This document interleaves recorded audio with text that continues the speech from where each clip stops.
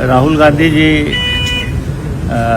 विपक्ष के नेता हैं सर, कैमरा साइड और विपक्ष के नेता अपने संसदीय दल के साथ अगर संसद में प्रवेश करते हैं तो उनका रास्ता रोकना या फिर बेसहारा बच्चों का सहारा, मुख्यमंत्री सुख आश्रय योजना। माता पिता के स्नेह से मरहूम, भविष्य की चिंताओं से अनजान, मासूमियत से भरे 6000 अनाथ बच्चों को चिल्ड्रन ऑफ द स्टेट के रूप में अपनाकर प्रदेश सरकार रख रही है उनका ख्याल। मैं शपथ लेने के बाद उस व्यवस्था को परिवर्तित किया, उस जगह गया जहां बालिका आश्रम था, उन बेटियों के पास मैं गया जिन बेटियों ने अपनी मां को खोया, अपने पिता को खोया।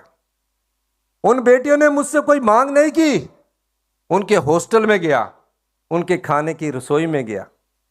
आकर मैंने पहला निर्देश ये दिया कि हमें अपनी संपदा का कुछ भाग, जो बच्चे अपनी मां को खो चुके, अपने पिता को खो चुके हैं, उन्हें भी देना है। और उन्हें हिमाचल प्रदेश ने हिंदुस्तान का पहला ऐसा कानून बनाया, उन्हें चिल्ड्रन ऑफ द स्टेट का दर्जा दिया। यह संवेदनशीलता सरकार की थी।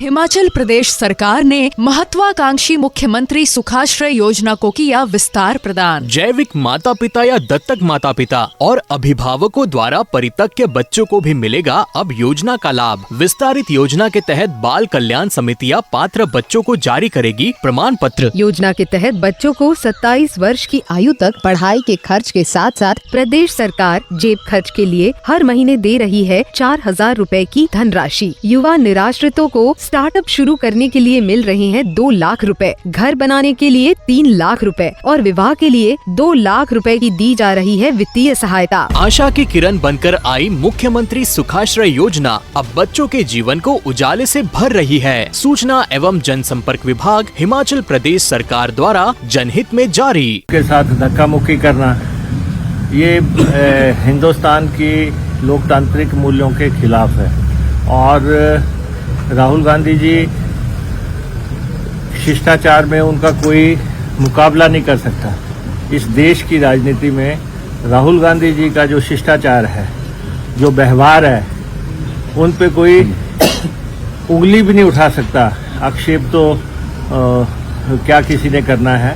तो इसलिए सारे वीडियोस सामने आ गए हैं। इसलिए केंद्र की सरकार लोकतांत्रिक मूल्यों का हनन करके एक मान्यता प्राप्त विपक्ष को जो है अपने कामकाज करने में बाधा पहुंचा रहा है, खौफ पैदा करने की कोशिश कर रहा है। ये बहुत ही दुखद है, लेकिन कांग्रेस पार्टी लड़ाई लड़ना जानती है। राहुल गांधी जी का जब संसद से निकाले गए थे, उन्होंने वो लड़ाई भी लड़ी थी। राहुल जी का जब मकान आवास रद्द किया था, उन्होंने वो लड़ाई भी लड़ी थी।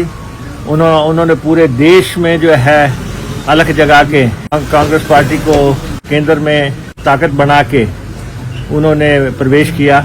और ये इनसे रास नहीं हो रहा है कि प्रधानमंत्री जी के बिल्कुल सामने राहुल गांधी जी क्यों बैठ रहे हैं। तो इसलिए कांग्रेस पार्टी इस देश के लोगों की लड़ाई लड़ती है और संसद के अंदर जाने से कांग्रेस के नेताओं को कोई रोक नहीं सकता।